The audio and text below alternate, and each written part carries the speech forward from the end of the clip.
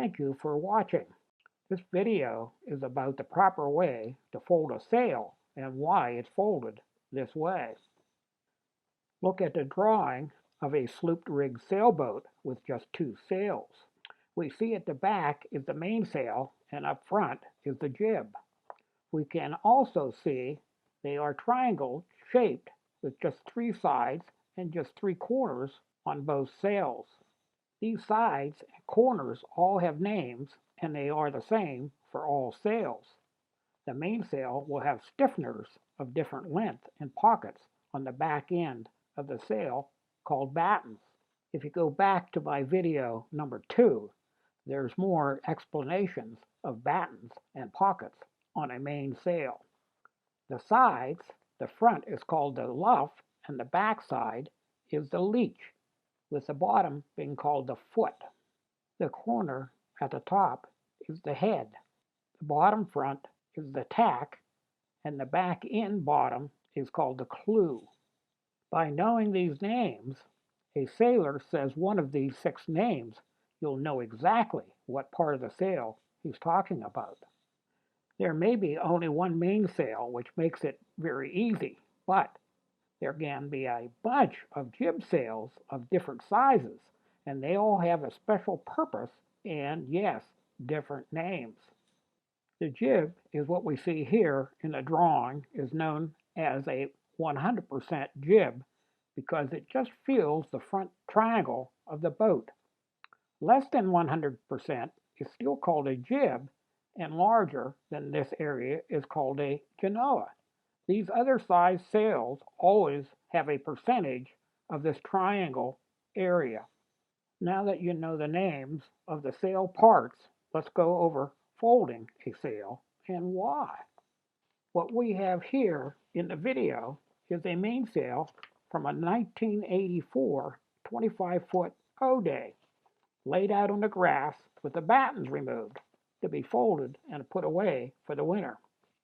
You do not fold a sail like a bed sheet, but in a way that the sail can be easily laid out on the boat's deck and raised in a very efficient manner. Because you do not know what the future weather conditions are going to be when you have to install a sail on a boat, we fold the sails like an accordion shape, folding back and forth, laying each layer on top of each other so the sail does not have to be unfolded on the deck, but to unfold as the sail is hoisted up to the top of the mast. First, I look at the size of the bag that the sail has to fit in. My Catalina 22 factory sail bags are maybe 3 times bigger than they have to be. My son's 28-foot boat's mainsail bag is less than 1/2 the size of mine in size, and his mainsail just fits the bag very nice when folded. Most sail bags are round with a round bottom. I look at the diameter and the length or height of the bag, using the length or height by holding each end in each hand to see how far apart my hands are.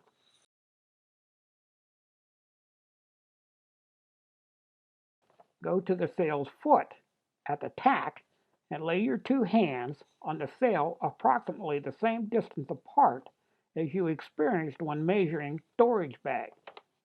Have another person do the same across from you on the leech side of the sail. Take your right hand, cross over your left hand that is pressing down on the luff of the sail, and grab the sail at a point equal distance from your left hand as was before when you set up the measurement. Pull the luff of the sail back across your left hand to the edge of the sail's foot. Have the person across from you do the same with the sail's leech. Both of you stretch the folds to remove the wrinkles.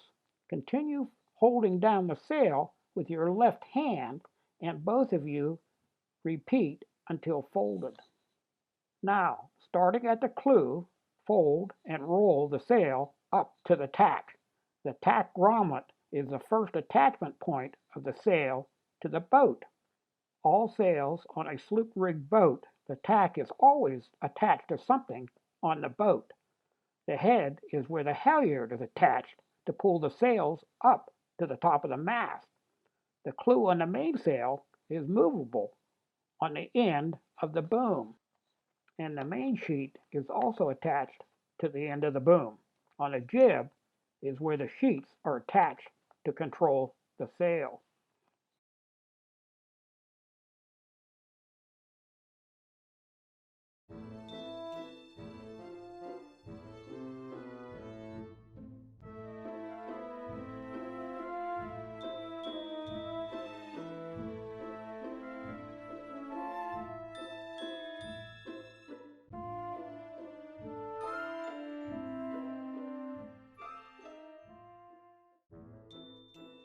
Sail ties are used to keep the sails attached to the boat for when not in use, such as when the boat is in anchor, moored at the dock, or not being sailed, or when the sail is not being used with the other sails during sailing.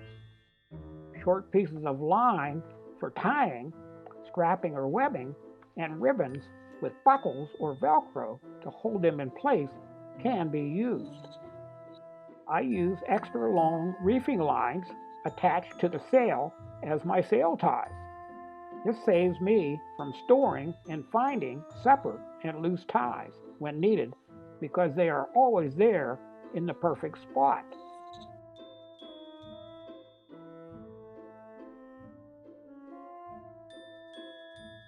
With the mainsail down on the boom, these lines hang down on each side of the boom.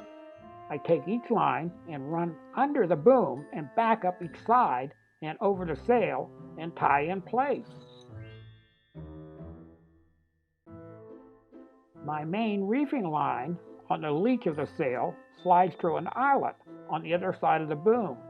With the sail already tied at 3 other locations, I pull this loose reefing line through the boom eyelet and wrap around the boom and sail at the very end of the boom for my final tie down.